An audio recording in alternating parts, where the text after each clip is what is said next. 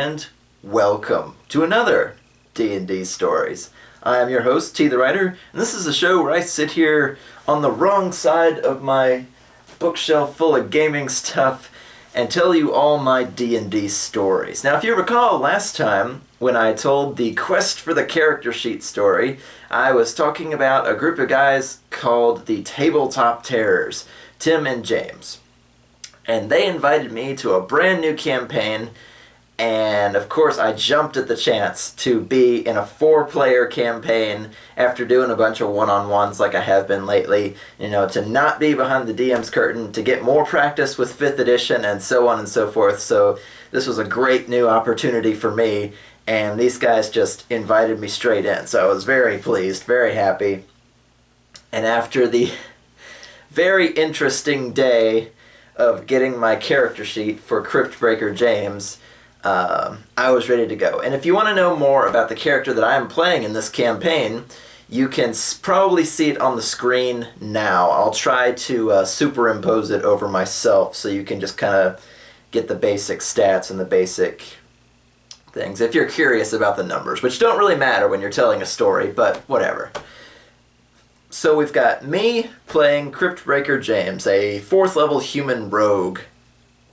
We've got Tim, who's playing, I believe, a cleric named John, who I'm not entirely convinced is a cleric, but we'll get into that.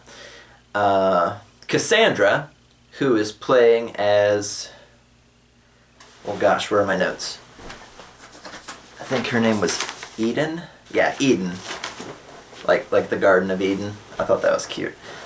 Who's playing as a paladin named Eden.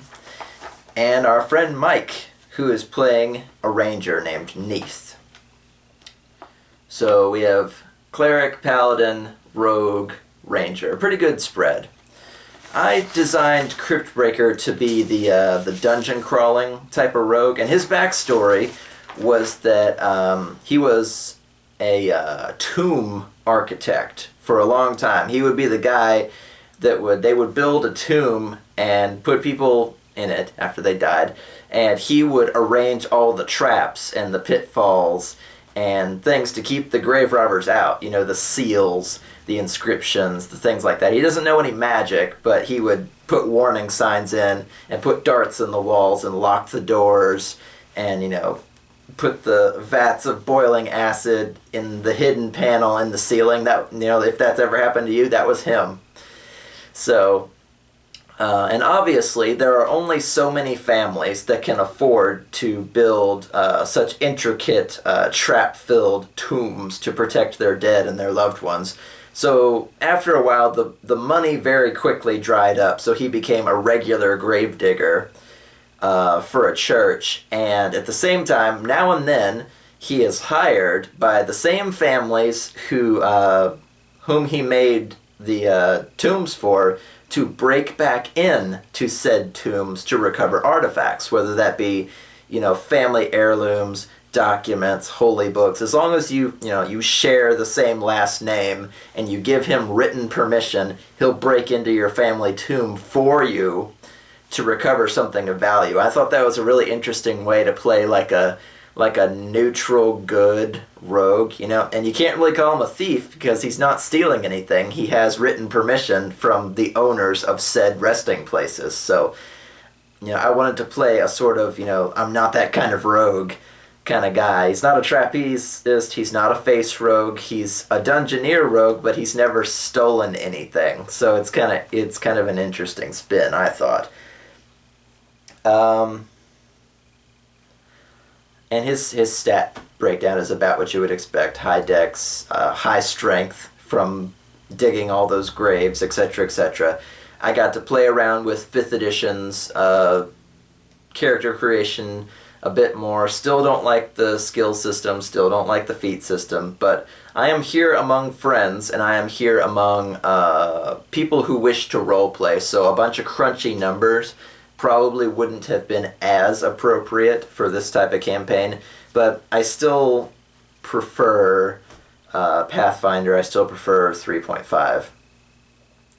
Tim at Tabletop Terrors said he wanted me, after we're done with this campaign, which will be a while yet, wanted me to run a Pathfinder campaign so that he could try out Pathfinder, which I actually have one made. You know, like I said, I really lost my taste for running games after getting stood up X number of times or people on the internet disappearing. But being that I can hold Tabletop Terrors accountable for absences and some of the other people that I'm coming to know and love, I'm starting to like osmosis into the community now, so I'm meeting people that I can actually count on instead of just holding contests and pulling random people.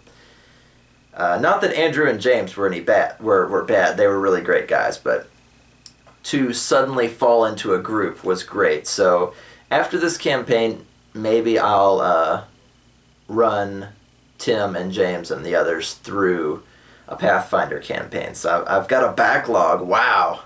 I was out of D&D stories for a while, and now I've got a backlog of content to run through already. But the general plan for this campaign was that we're going to run it every other week. So you'll get at least 2 D&D stories per month, plus my other content if things go well. I'm still playing Armello. I want to play...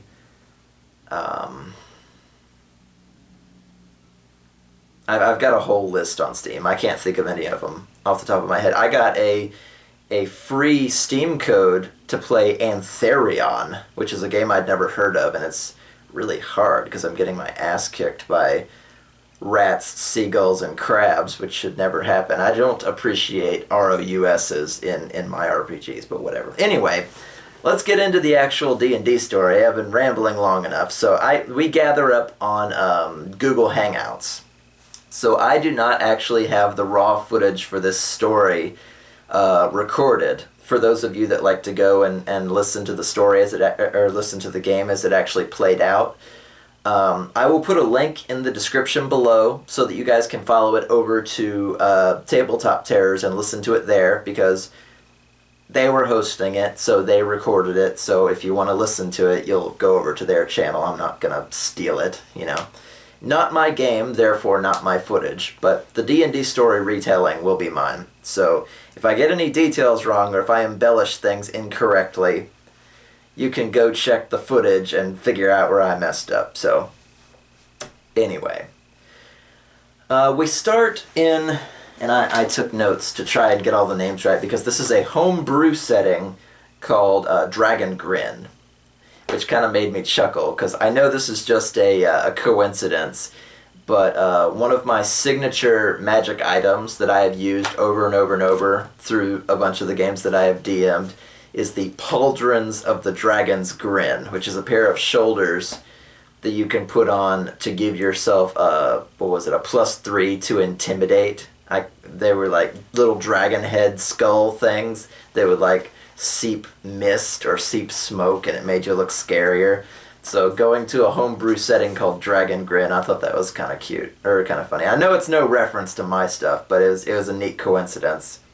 The Pauldrons of the Dragon's Grin, and now I'm playing in a campaign setting called Dragon Grin. But from what I understood, it was like high magic, like high shenanigans, high adventure kind of stuff. Not really any limitations on how high or how crazy magic or magic items can get. And we start out, you know, we're all level 4.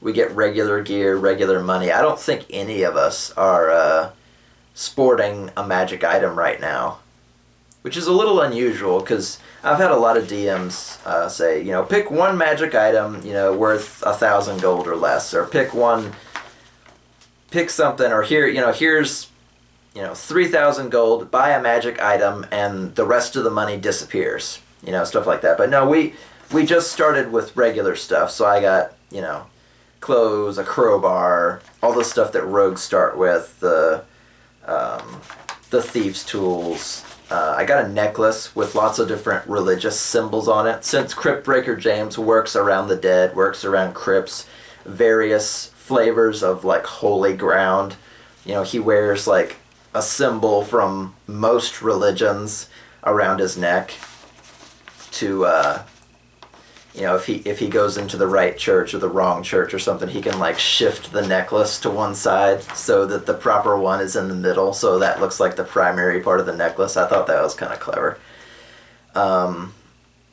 He took the sage background, so he learned Draconic and Elvish, which, hey, you know, if you're... Draconic is the language of magic, and is what scrolls are written in. It's what a lot of exploding runes, you know, Draconic in general is a very potent language when it comes to magic. Just speaking the words can invoke fire or lightning or whatever the hell. So he learned Draconic, so, you know, should he break into a crypt that he didn't make, he can read the warning signs, you know, recognize the runes, read the inscriptions, you know.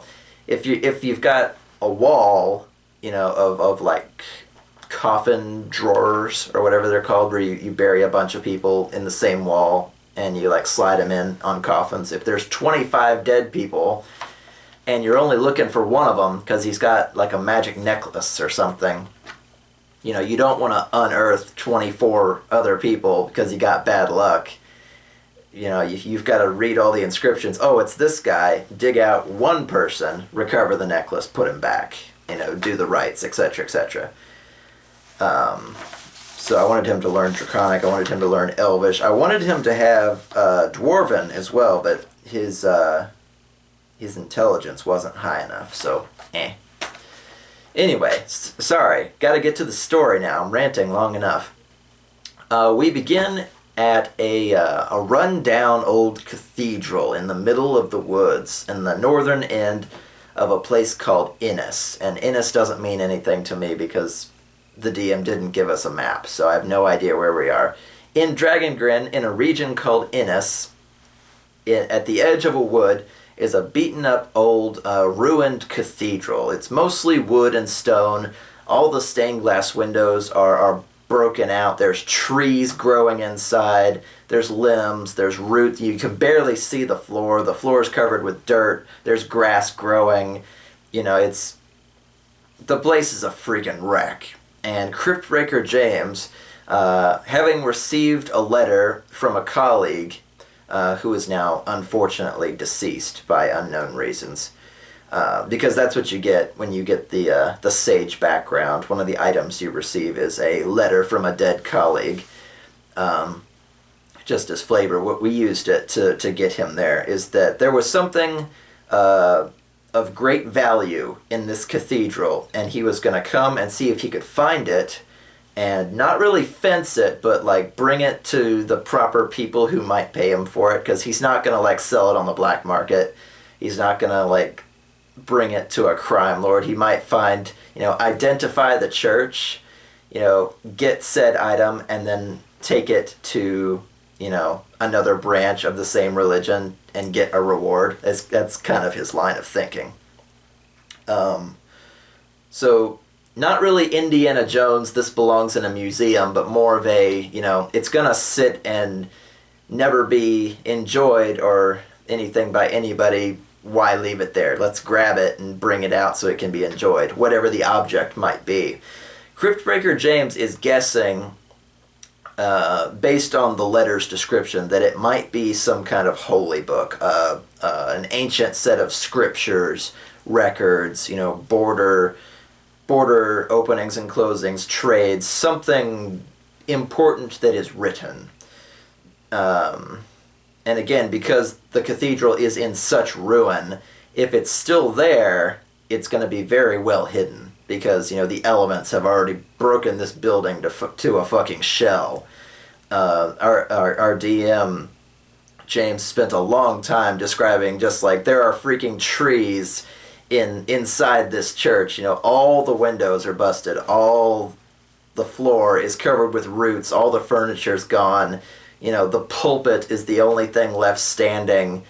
You know, this place is a fucking wreck when you get there. So clearly, you know, and what god was it? That was the first thing that Cryptbreaker James asked, or I asked when approaching this building, was, what god is this? You know, what church am I going into? You know, because beware the sacrilege.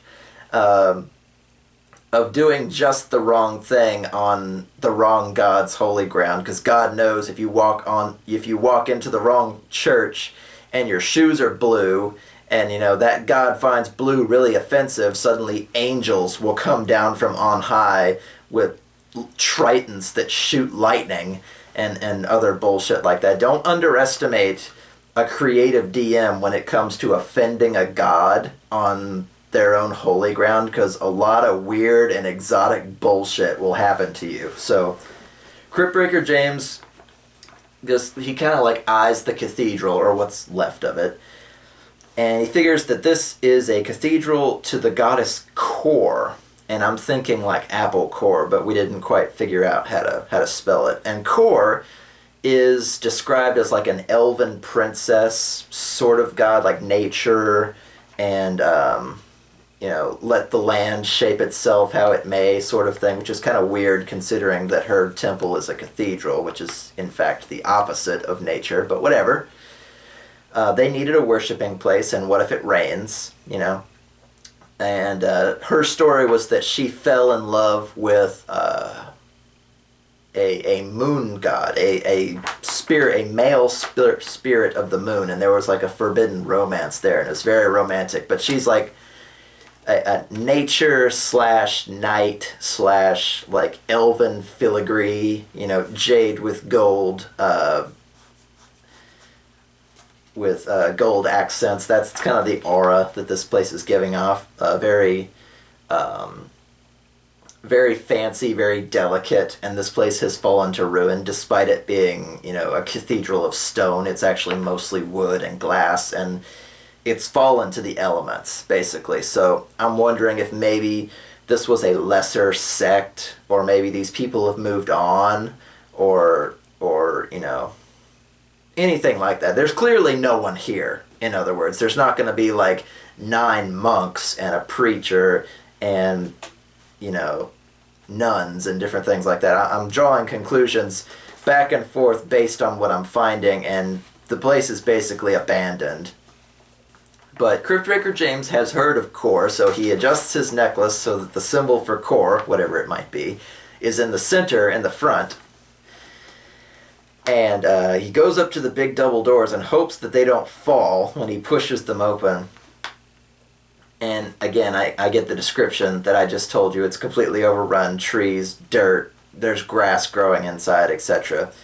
And looking for anything valuable, I was like, well, I don't expect any boiling acid traps or anything, on holy ground. There are certain places where it's like a dungeon, quote unquote, where you're just not gonna have traps, at least not to expect them, and a cathedral is one of those places. So he just like wanders down the center of the aisle to approach the pulpit, because the pulpit usually has a drawer or two where like the main Bible, the main Quran, the main scripture, whatever the hell, is kept.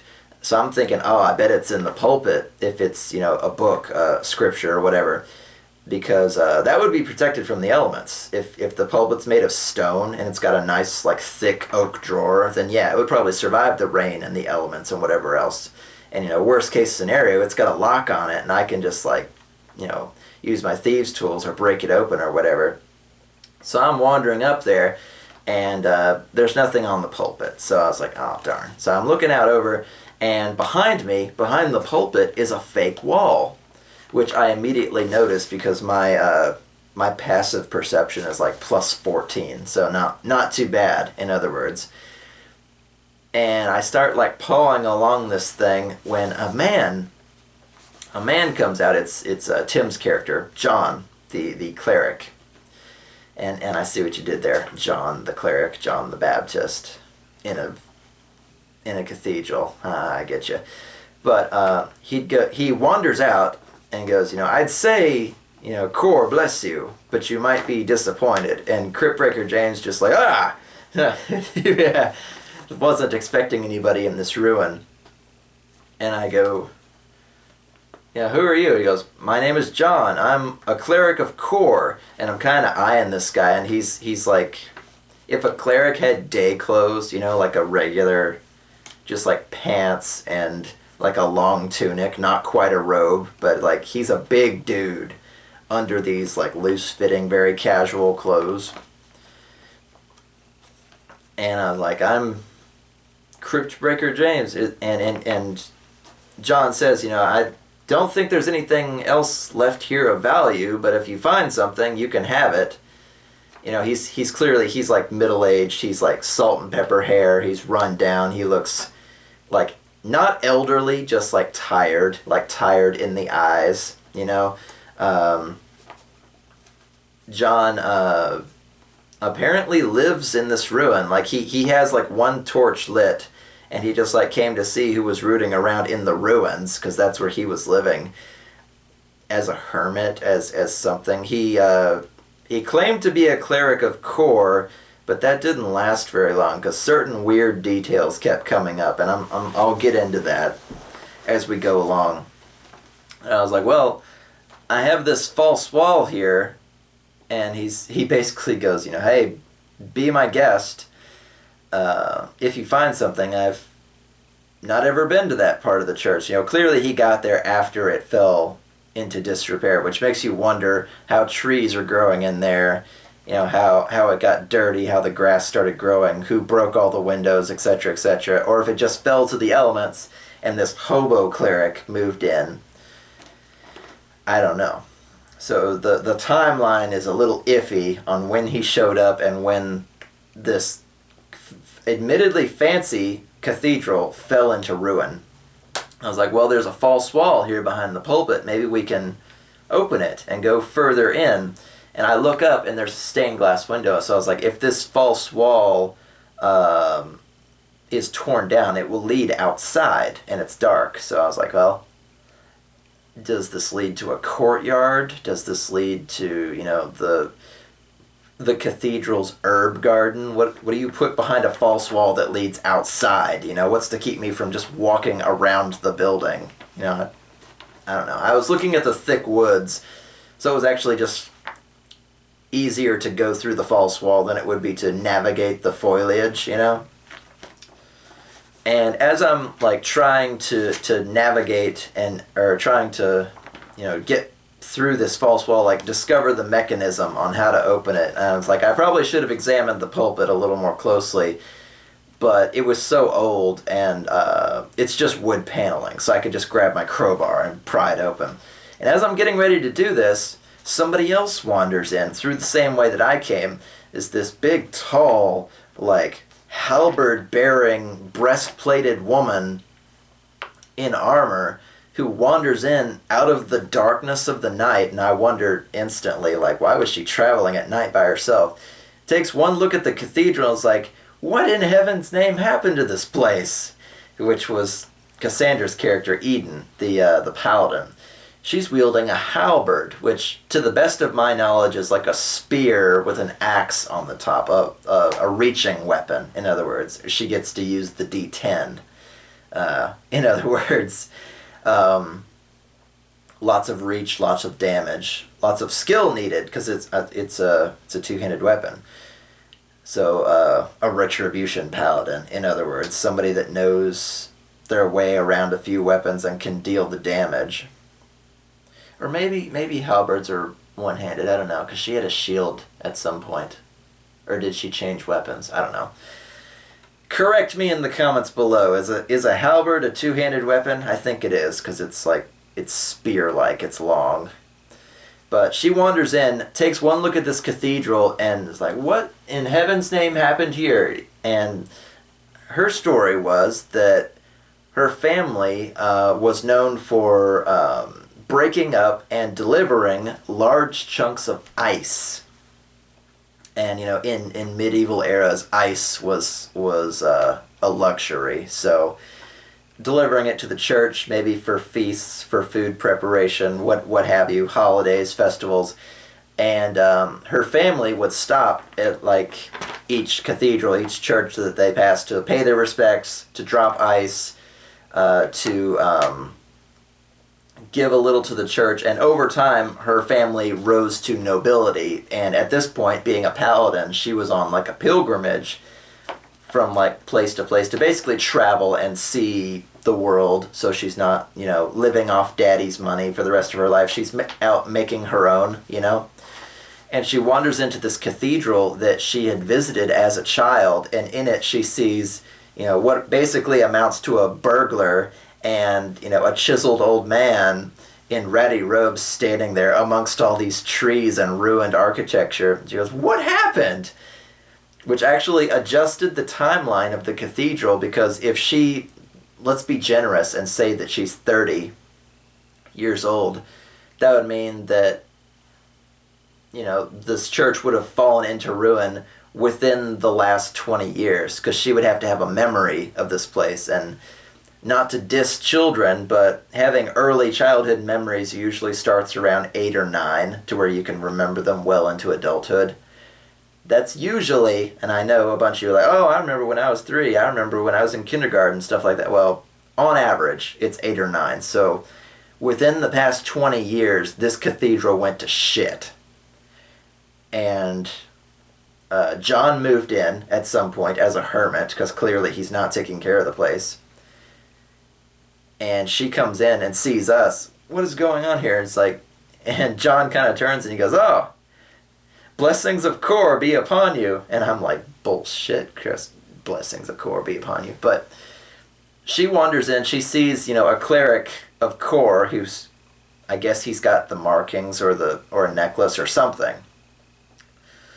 And she gets ready to offer him copper, and then changes her mind and offers him gold instead to donate 15 gold to the church, which is no easy amount to sneeze at, because if you remember, the average medieval society, a farmer will make 1 gold per day when crops are good. So 15 gold, that's, $150 by our standards, roundabout. It's hard to translate gold pieces into dollars or pounds or whatever. But she's going to give him 15 gold, and looks over at Cryptbreaker James like, "Hi, I'm supposed to be here." And John kind of instantly jumps in, and there's this half seediness about him where he looks over at me like, "If you play it cool, I'll split this money with you." He goes, "Yeah, James is here, looking to see what can be salvaged, what can be renovated about this place." And I'm getting sucked into John's lies. So he's clearly not a cleric of Kor. If the place has fallen to shit like this, he's willing to take money and split it with a stranger, and is weaving me into his web of lies. There's something else going on about this guy John that I don't have all the details yet, but there's something interesting there. And this girl, Eden, is getting ready to hand over her gold pieces when something else happens. We glance out the ruined walls outside the shattered stained glass windows, which I should have asked if the glass was shattered inward or outward, because that's 2 different stories right there. Because if it's shattered inward, that can mean weather and, any number of other things. If it's shattered outward, that means something bad happened. Or more so likely that something bad happened if glass was shattered outward. A deer shoots by, like in the foliage. Remember, this cathedral is like pressed up into the trees, so a tree goes by, and this ranger kind of runs across our vision, and he's got like his arrow ready, and he's like reciting a mantra as he's getting ready to shoot, and it hits a tree instead of this deer, and the deer gets away, and he pulls another arrow, and he's trying to shoot it, but it's already gone.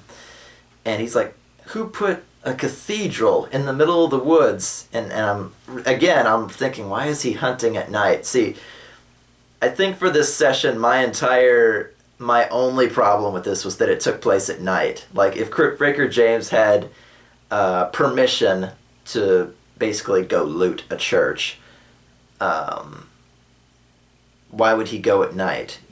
Why would Eden be on a pilgrimage, a woman traveling alone? No offense, Cassandra, but a woman traveling alone in the middle of the night why would she show up there, and why would you go deer hunting in the middle of the night? I mean, I know people do that now, but like back then you'd want your eyes. And he comes up, and this guy's name is Neith. So Neith, Eden, John, and James. Neith wanders up, and he's like patting on the cathedral walls. He's like, oh, you've been here for a while, haven't you? And he kind of peeks in the door. He's like, and he's like, did you see a deer come through here? And I was like, we're in a cathedral. No. I'm biting back the nasty comments. No, the deer didn't enter the building. But we've kind of like 4 people have crossed paths now. And I was like, oh, I'm Cryptbreaker James. I'm supposed to be here. And Cassandra, Eden looks over at me and goes, what are you doing here? I said, well, I was about to break down this false wall. And she's immediately getting suspicious of both John and I. And she puts her gold away. So the gold does not happen. And John kind of wilts a little because, clearly he's hermit. He's got no money. He's got no nothing out here. And she goes, are you...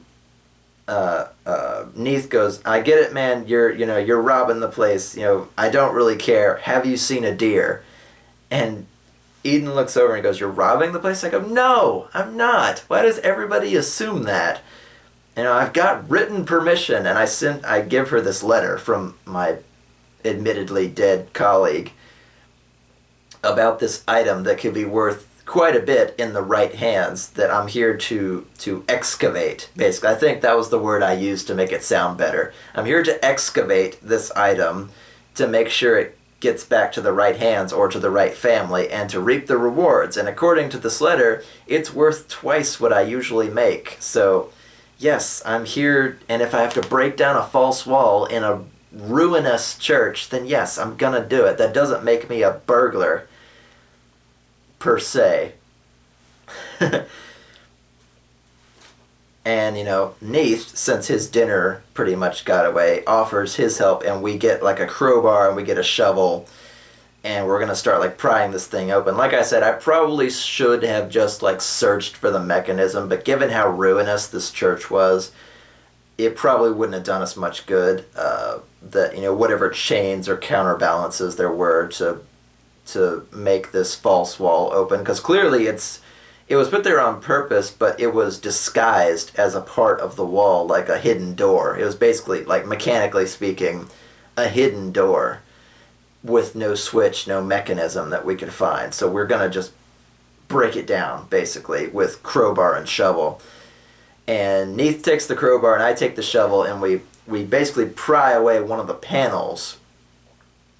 And, by then, Eden is curious enough because she came to this cathedral as a child when it was still nice.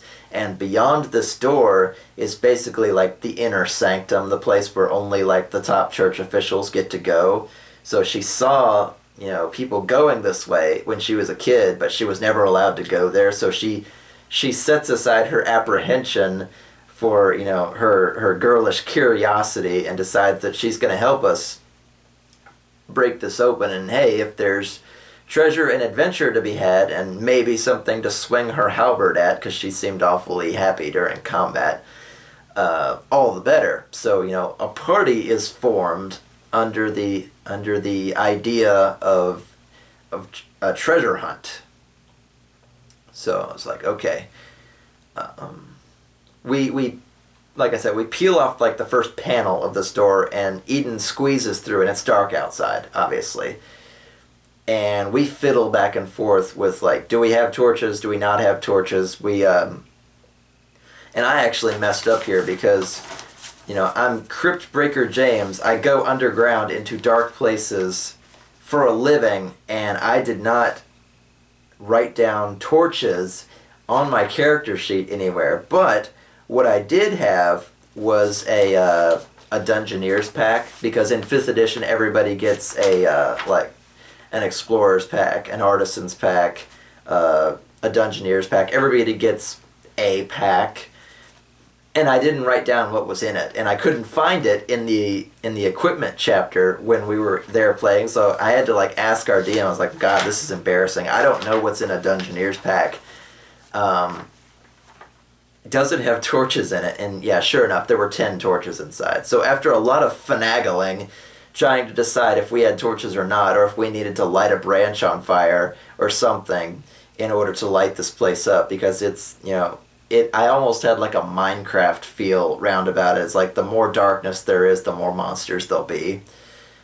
Just that paranoia, even though we're stepping out of the church and into like a forested courtyard style of place. You know, there was a path to go straight, a path to go left, and a path to go right.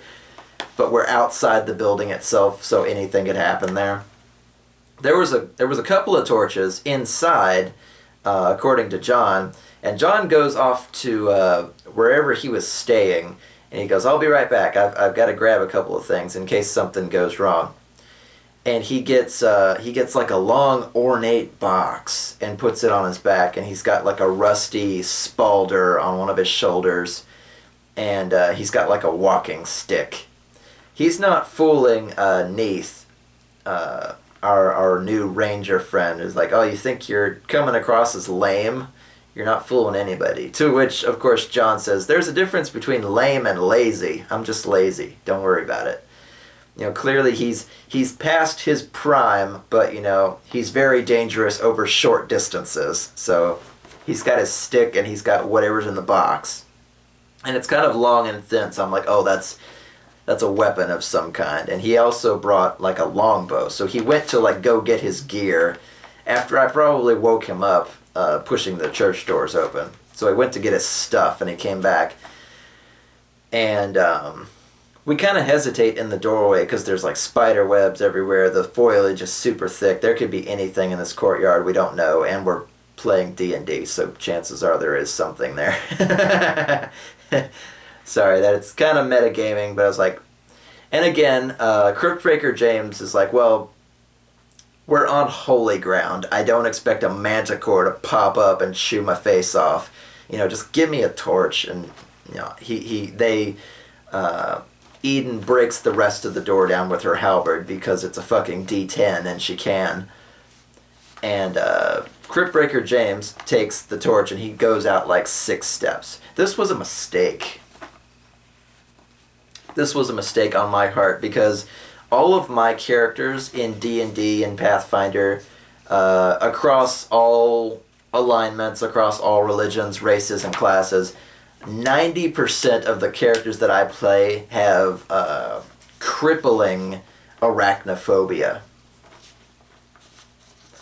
So when we wander out there, you know, clearly, you know, I don't step on a pressure pad and fall to my doom in a pit of traps. You know, we're in a church, or we're around a church of an elven princess. You know, I'm not expecting, you know, spears to launch themselves out of the ground and gore me. You know, I'm not, there's no traps around here. But, you know, they let the rogue go first, but that's how it's supposed to go anyway. You know, I'm out there with my torch, like, looking around, and the torch goes 10 feet in either direction because the plant life is so thick and unkept. Like, clearly this used to be, like, trees and nice flowers, flower beds, maybe an herbal garden. There's a well over yonder, you know, and the path splits 3 ways. But as we're all emerging out, we can see that there are things skittering in the dark. And there are lots of them. And they're up in the branches of the trees that are above our heads. And I didn't ask if we had like a canopy or if we could see the sky, but it's overgrown and ruinous. We kept getting a lot of different descriptions of just how this place has gone to shit. It's basically a shell made of stone with all the windows busted out. You know, even the sconces. I thought right away that I could be clever and like leave a torch in every sconce, like a la Minecraft, because I had like 10 torches on me and I wasn't scared to just leave them behind for our own safety. But there are things skittering in the dark that are just outside our line of sight, because all of us are human, so we don't have dark vision, we don't have low light vision. Anything out there, we can't see it. So we're going along this path, like kind of like warily looking around. You know, we've got, you know, halberd, bow, and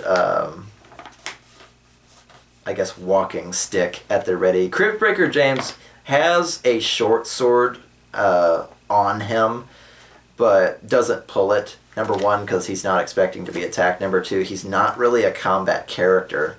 Again, I'm not that kind of rogue. You know, scale the wall. I'm not that kind of rogue. You know, break this open. I'm not that kind of rogue. You know, stab that guy in the back. I'm not that kind of rogue either.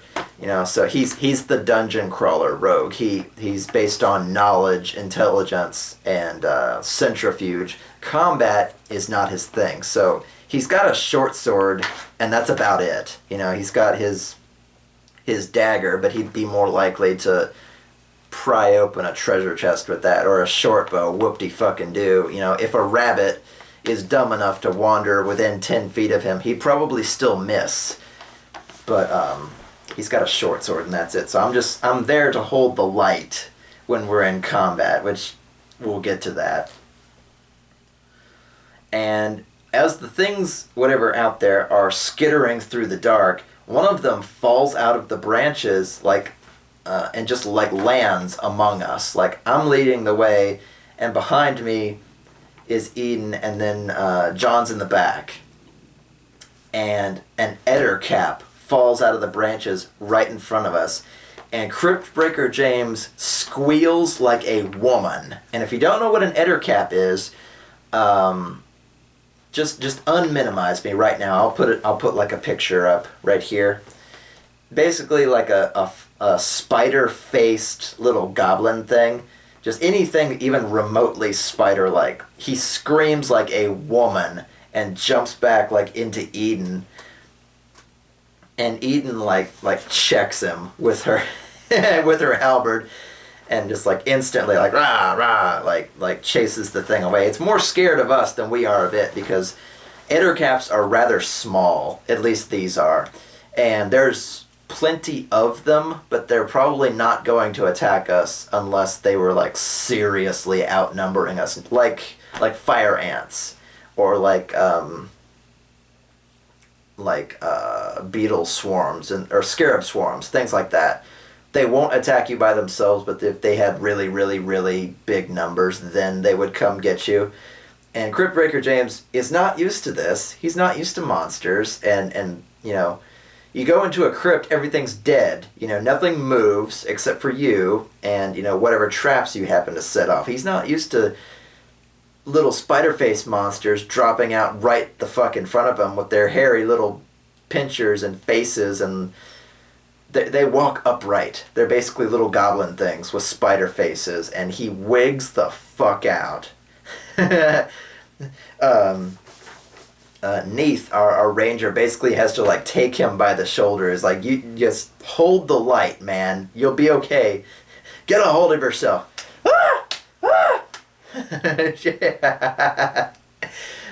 As long as you're holding the light and there's not too many of them, they won't come over here and eat us. So Cryptbreaker's like holding the light like Woody is holding the pencil when he's under Sid's bed, just like holding it like right at shoulder level, like he's gonna baseball swing whatever comes closest to him, because he's freaking out. And we can hear them. Oh, I'm just instantly channeling my inner Markiplier, wandering around with this torch in two hands. It's like, oh, the sounds, I don't like them. Because they're crawling in all the branches, and they're under all the fern leaves. They're not on the path, thank God, because there probably would have been so many of them, we might have died. But they're scared of the light, so I'm more than happy to hang on to the light. In fact, I'm more than happy to light a whole bunch more torches and just leave them in a line. I don't care if the forest catches on fire. No spiders. And part of me was kind of wondering in the back of my head if maybe our DM knew something of my crippling arachnophobia, because it's not written on James's character sheet, but I'm kind of notorious as a person, as a gamer, especially if you've seen my Grimrock Let's Plays, that I fall to pieces no matter what, if spiders are involved. So I think we light a second torch, and we continue on to like get out of the narrow foliage path, and we come up to what we think is a well, but it's not. It's capped with really heavy, like runged stone doors. So we've all basically got to get James's Cryptbreaker James's crowbar, and we're like, this is probably it. This is a Korean burial site. You know, they are very much like one with the earth, so it's almost like dwarven in nature. It looks like a well, but when you open it with these two double like stone door caps on the top, it's like a spiral staircase that goes down. So the stone that looks like a well sticks up maybe a foot, so like not quite to your knee, and you know, you open it, spiral staircase down. So I was like, okay, you know, and we put up like this big effort to open it because the doors are so fucking heavy, and it's a tomb. You know, you don't want it to open when the wind blows, but it's not locked, which kind of made me give pause, but I didn't say anything. And you know, spiral staircase down into the darkness, and I was like, okay, I don't want the endless hordes of ettercaps to follow us down into the darkness or anything, or swarm up around the entrance and then have us come outside and get jumped. And I look over at John, our Korean cleric, so-called, and I go, John, not to make sweeping generalizations of all clerics or all religions, as you know, I'm wearing all the symbols of all the religions around my neck. But as a cleric, being that you were level 4, cough cough, can you make an object glow so we can leave it here and the spiders will, or the ettercaps will not follow us? And John's like, oh, well, you know, I haven't been keeping up on my incantations lately. He basically bullshits me and says no. And I'm starting to suspect that maybe John is not actually a cleric, that he's passing himself off as one, because he lives in this ruin. He's clearly not a cleric of core, because he's letting me tear down walls and open tombs and things like that, and he doesn't have the spell capacity to make an object glow, which I'm pretty sure is either a cantrip or a first level spell. So being the seasoned guy that he is, like I said, salt and pepper hair, and you know, he's seen some stuff, he doesn't have the capacity to make an object glow. I'm wondering if maybe he's not a cleric, if he's maybe a fighter just in disguise for whatever reason, or if his faith is gone, or if he's a fallen paladin, perhaps, just professing himself to be a cleric, but he hangs out in this ruin. I'm wondering if maybe there's like a shady backstory, or, like I said, if he's a fallen paladin, just like some shame has driven him to go out and live alone. That he's clearly past his prime. Maybe something bad happened and he just like went to hide away for a while. He has, throughout the whole session, he didn't cast any magic at all. So he either doesn't have the capacity, or he lost his ability, or we just woke him up in the middle of the night and he didn't have time to pray for spells the day before, because why would he? I don't know. It's just a bunch of the hints that we got off of his character, just like, you know, he was wide-eyed at gold, he's not taking care of this place, he can't cast magic, he's a big dude, don't get me wrong, he's not fat, he's just big. You know, it's like if you meet somebody who's 7 feet tall and not built like a stick, they're not fat, they're just a bigger person than you are. So I'm getting a very fallen paladin, fallen cleric, maybe just like a fighter type of character. So instead, we light 2 more torches and we set them in the once we've opened the doors of this going down the well enclosure. we set the torches in the rungs so that they'll stay there and keep the place well lit so that the ettercaps will stay away. And I was like, okay, so I'm standing on the lip of this thing, and I'm like, who wants to go first? You know, clearly I'm the rogue and I'm supposed to go first, but I was kind of starting to feel like a glory hog, since we were inching along through a dungeon-like landscape. I wanted to give everybody else the chance to do something, and not just like run the play. You know, I'm the dungeoneer, but if we're in a dungeon for the whole game, I shouldn't be doing everything because that's not cool. I was like, okay, who wants to go first? Oh, Neith goes first.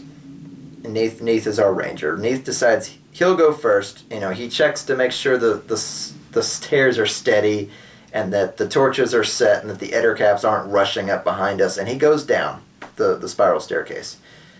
And we all go down there, and we find ourselves in a burial chamber. And there are, what was it, I think 9 coffins set in the row. They're buried in sets of 3, and there's 3 tiers. So there are, I think, 9 people buried in this first great room. And there are tables where there were displays, and you know, they no doubt conducted holy rites, because this is a tomb.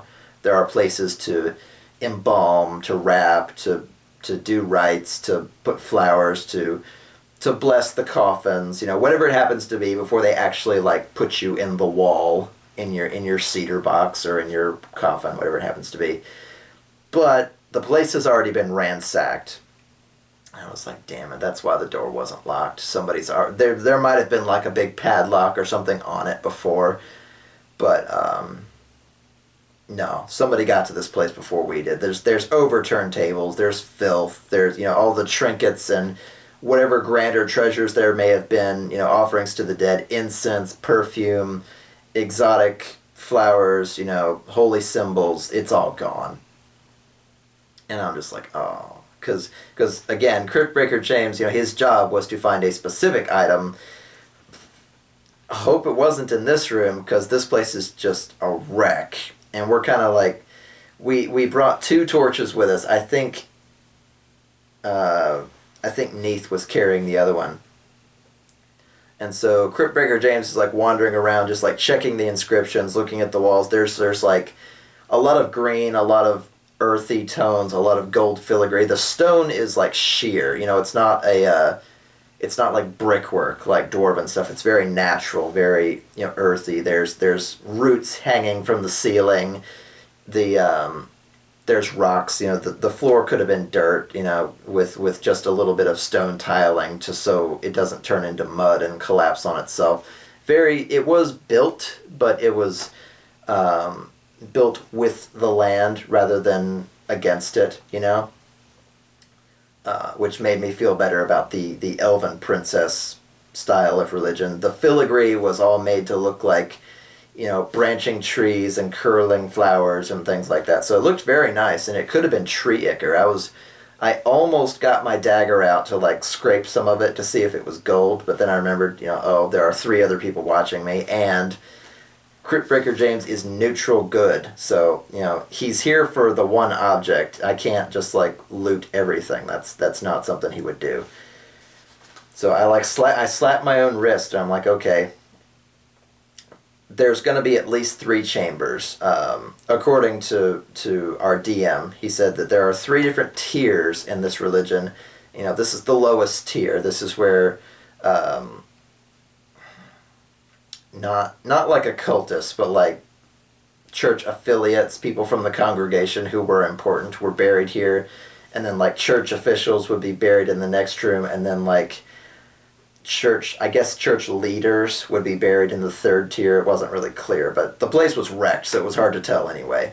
But this was like the bronze area, in other words, and I was like, okay.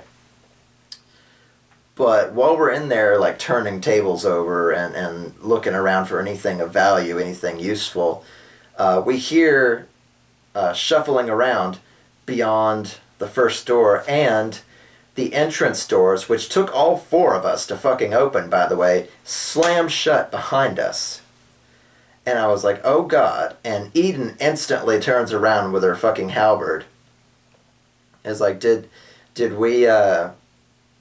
we should check and make sure nobody got locked in, nobody like shut the door and is coming up behind us. So we go and we check and there's nobody.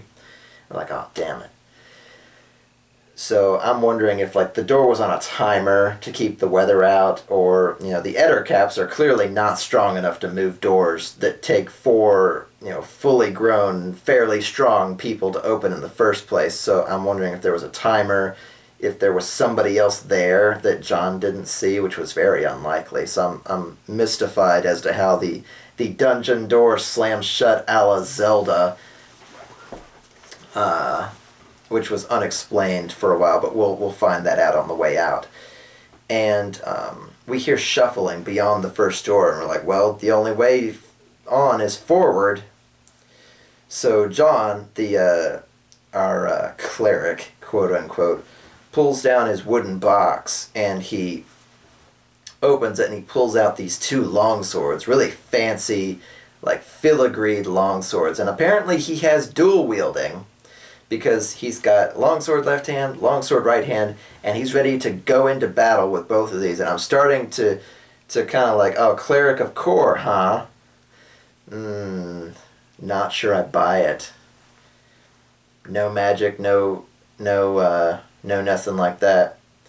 And we go, okay, we're going forward, right? And he kind of checks with us before he like charges into battle. And he checks with us, you know, we're going to check the store, right?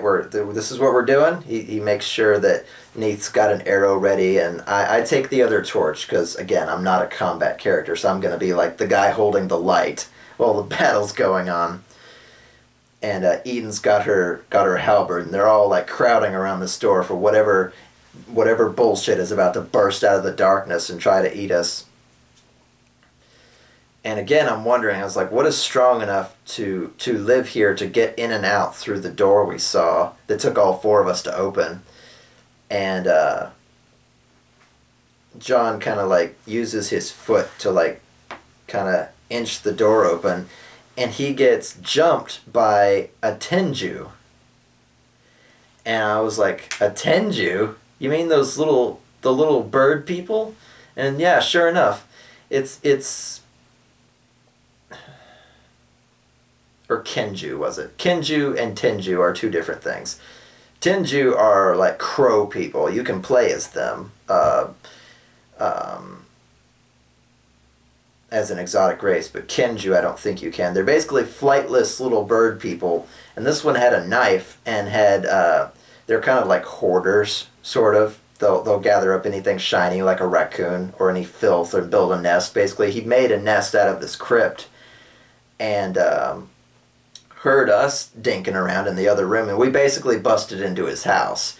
And as soon as the door opens, he attacks John with like this little dinky knife, and John's like, ah, and he drops one of his swords and basically like palms this guy, this bird creature on the forehead, like a la Dark Helmet, where Lone Star grabs him by the forehead and he just like swings back and forth, but he can't reach him because his arm is too long.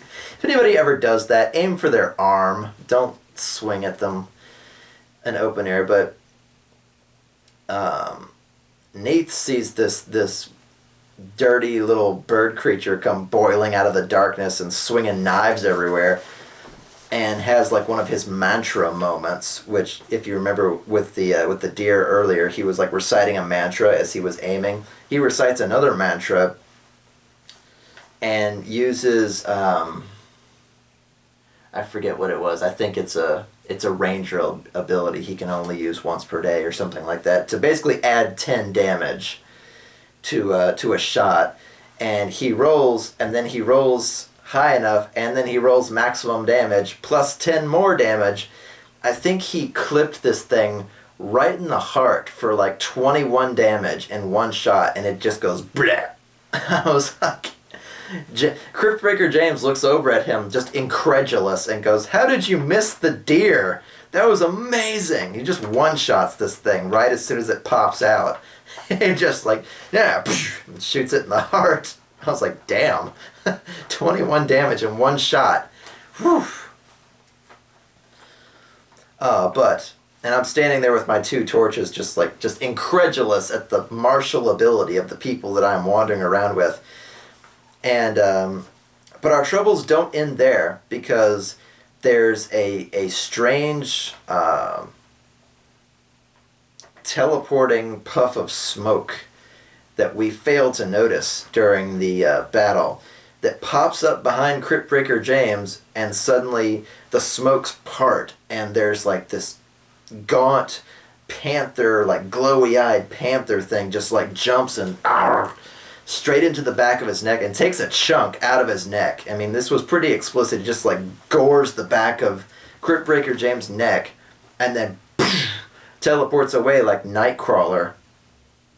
And I'm just like, just like instantly, like a third of my health is gone. He basically sneak attacked me for like, what was it, 8, 10, 12 damage, like almost half my health, just in one shot. And just the battle starts anew, because now we have a new enemy that is far more potent, and everybody knows what it is. As soon as like we can't quite keep track of it, and it's teleporting, and it's feline.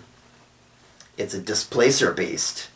I was like, a displacer beast? And, James doesn't know what a displacer beast is, because why would he? But, everybody sitting around the D&D table knows, a teleporting, starved-looking, interdimensional cat monster, displacer beast. They can basically teleport like Nightcrawler, run really fast, and they're displaced, which means if you attack them, you have disadvantage. So you roll 2 d20s, you take the lower one, because you can't quite make out where they are, because they're stuck.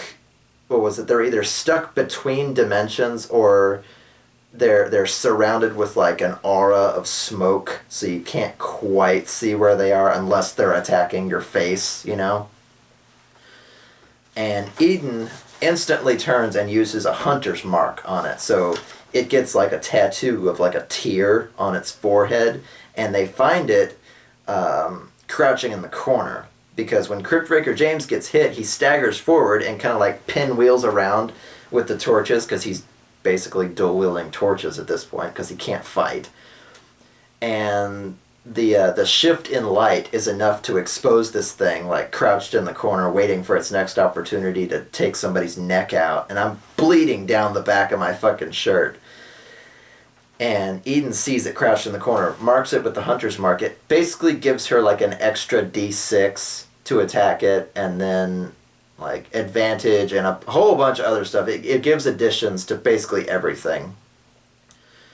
On top of that, though, it can't really, with a glowing tattoo thing on its forehead, it can't really hide anymore. It can't use the shadows because it's got a big brand on its face, so it's going to be a lot easier to hit. It basically isn't really a displacer beast anymore. Now it's just a really fast, like, cat monster. And they start fighting it, and I was like, I don't really know what to do. I've just got the 2 torches, so I'm like, okay, I think I passed my turn like 3 times, because I didn't build a combat character. I built a dungeon crawler. And, I could have thrown down a torch and picked up my short sword, but why, You got somebody with a halberd, somebody who can clearly do catastrophic damage with a longbow, and then our dual-wielding, not a cleric, over there. It's like, what am I going to do with my dinky, 1d6 short sword? Even if I did maximum damage, so what? That's not going to measure up to my other 3 people. I'd just get in the way. So I was like, okay, I'm going to be a steady light source, because clearly if these things can teleport, they're really fucking fast, and they favor sneak attacks, I gotta serve as a bright, stationary light source so they can keep track of these fuckers. And eventually, once Eden had marked the first one with her hunter's mark, we figured out there was more than one. At first we thought it was just one, like teleporting around the room super fast, just like fucking taking chunks out of people. But no, there were 2 of them, because one of them had the brand on its forehead and the other one did not. I was like, oh shit, there's 2 of them. So I'm getting like a guard dog vibe off of these things, because there's 2 of them. Clearly not under the control of the the Kenju. At least I hope not, because I would have loved to see that squat little bird man tell displacer beasts what to do and get away with it. Clearly, though, they were stationed there to guard something, because interdimensional teleporting panther creatures probably wouldn't just hang out in a crypt because they could, much less one with a door that heavy. So somebody put them there to guard something. And, the fight is on. The fight does not last very long, though, because Neith, our ranger, also has a hunter's mark, and he marks the other one. So both of them now, they're still displacer beasts. They're still really fast, and they can still teleport. But the disadvantage that they would usually put onto people for swinging at them is gone. So now they're just like normal cat monsters that just happen to be able to teleport. So, I'm like trying. I've got both of the torches. I'm trying to like herd one over towards Eden so she can get like advantage, because a monster is not gonna stay where it is if somebody's like rah with fire. So I like steer one of them into Eden, and she fucking takes it out, and then the other one gets taken out pretty quickly as well. I can tell it was kind of supposed to be a much harder combat than that, but our DM even said, I can't really blame you for doing it right. You marked them so you could see where they were and get all the advantages that go with that. I can't even be mad that you basically disabled their main advantage, because I think a displacer beast's armor is like 13 or 14. It's really low, because you already have a 50% chance of not hitting them to begin with. So if it had a high armor, it wouldn't be fair. But we got rid of their displacement powers, marking them with the two hunters marks, and they've made pretty short work of them.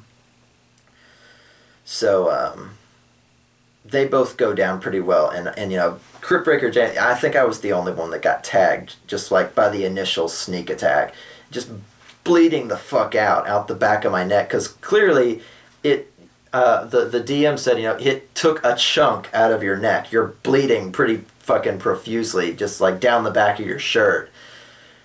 And as soon as the fight is over, Neith rushes over. He's a ranger. He's got ranger spells, so he's like reaching. He's like pulls like a fucking magic maple leaf and like puts it on the back of my neck and like does the healing spell. Doesn't get me all the way back up to full, but I'm not gonna bleed out through the back of my neck anymore, getting jumped by a trans-dimensional panther creature.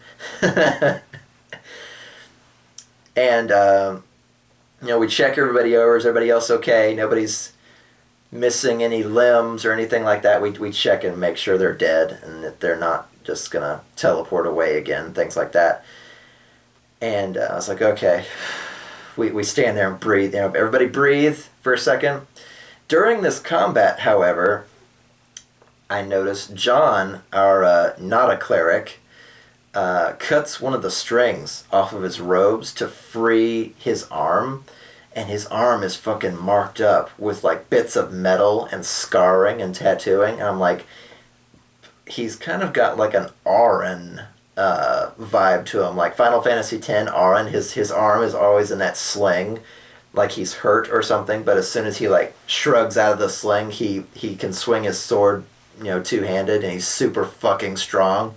I'm kind of getting an Auron vibe out of him, that he's like just tired of all the bullshit in the world. So when it actually comes down to it, he like shrugs out of his arm. Is like, this is his actual holy symbol or his mark or whatever, this tattoo, whatever it happens to be. I'm still not entirely convinced that he is a cleric, because I didn't see him do any magic. I didn't see him bless anybody, cure light wounds. He doesn't have a holy book on him. I'm wondering if he is maybe like 1 level of cleric and 3 levels of something else, just mechanically speaking, because he's, again, with an arm like that, with like shards of metal sticking out of it, he is not a cleric of core. And I was like, can I knowledge religion that, just having seen his arm this way? And our DM goes, yeah, clerics of a god called Bryn are usually marked like that. And Bryn is a god of power. Basically the exact opposite of Kor. Not really a warrior god, but just a I am the ultimate, therefore I am the dominant type of god. The strong survive and should rule because they are the strongest. Not evil, necessarily, just the opposite philosophy of the sort of cathedral that I found him in. So I was like, yeah, cleric of Kor my ass. I don't say this, I don't share this information for everybody, but I'm gonna get him alone eventually and drill him on this, because this is, every man has his secrets, but blatantly lying unto the cloth is kind of bad. So he's a little shifty. So we finally go in the second room. There's nothing, because that's where the Kinju and the Displacer Beasts were. Apparently they were both in the same room, so maybe he had some levels in Ranger. I don't know. He took 21 damage and died straight away, so we didn't get to know him very quickly, or very much. But the Displacer Beasts are dead, and we go into the next room, and there's nothing of value. He had like rags and filth and a couple of shiny objects, nothing really that we needed. A candelabra, ooh, 2 silver, whatever. And we get up to the third tier, or down rather, to the third tier of the crypt. And we go, this is it. This is where we want to be. And there's a bookshelf on the far wall, and there's like overturned tables. Again, this place has been ransacked. There's no locked doors. There's no, any place there would have been gold or jewels or whatever it happens to be in a Korian crypt, nature stuff, whatever. Maybe there was a magic druid staff or something there at some point. But everything of value is gone. But the bookshelf is untouched because, as we all know, thieves and tomb robbers don't appreciate a good book. So I go up to the bookshelf and I'm like, yes. I start like pawing through it, and there's a book that stands out from all the others because it is not like rotted, it's not wet, it's not like curling or nasty. There is a book on this shelf that is bound with 3 things: leather, gold, and steel. Steel. Gold and leather I can believe. Steel is something else entirely. That made me give pause. Because, any important book in most like semi-civilized society, you can bind it with leather and nobody bothers too much with it. Gold, yeah, I can see, holy books, the King's Journal, somebody who's the harbor master's ledger, things that are super important might have gold filigree on them.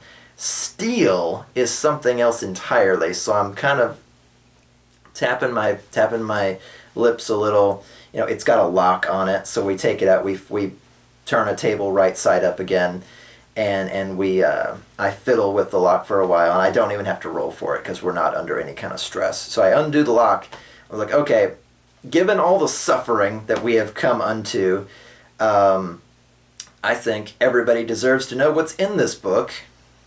And they're like, here. So we undo the lock, throw it over my shoulder, throw the clasp open, and open it, and I can't read it. It's in a language that none of us recognize, the DM says. So it's not Elvish, it's not Dwarven, it's not Draconic, it's not Common, it's not anything. I mean, I think the example we gave was, even if you can't read Russian, you can kind of recognize Russian from the letterings. But we didn't recognize any of it. And built into the pages, not like dug out or anything, it was actually made this way. Built into the pages is an iron heart, like an anatomically correct heart. I was like, what is this? So I pick it up and I examine it, and it's the size of your fist. It's I'm assuming a human heart. And suddenly this quest, this go fetch thing takes on a completely different tone. I was like, leather, gold, and steel in a book we can't read with an iron heart that is, I'm no expert, but I'm guessing this is what hearts really look like. And there's a around the group. So I'm wondering, And none of us have detect magic, obviously, because John's, as far as I'm concerned, not a cleric who has detect magic, and none of us are spellcasters unto doing detect magic or identification spells. So we've got, I'm guessing this isn't a model. You know, it doesn't look like a medical book, and if it was, that'd be really weird to see in a nature oriented kind of crypt. So I'm wondering if I've got a few scenarios in my head already. I'm really hoping it's not like the heart of a golem and we're unknowingly assembling Exodia the Destroyer, or if there's like a little girl in a hospital bed somewhere that needs a brand new heart, and you know we're retrieving this holy book from holy grounds in the holy crypt so that, you know, a great holy man can replace her actual heart with this iron one. And those were kind of the main two things that I came up with. So that was pretty much where we stopped, just us opening the book and examining this iron heart. We still need to make our way out of the dungeon, hopefully not get jumped on our way out by ettercaps or anything like that, but we have somewhat agreed to stay and travel together, and kind of discuss our move from here. Like, you know, we suffered and got attacked for the contents of this book. I'm sure everybody present is curious to see what the Iron Heart is for and what the unreadable book says, so everybody's curiosity is kind of snagged, and we are going to pick that up in a couple of weeks for the next session of this campaign. I think it's supposed to be a 5 or 6 session campaign, so fairly long. It should span into, I guess, the end of October if everything goes well, if we stay on topic, on schedule, that kind of thing.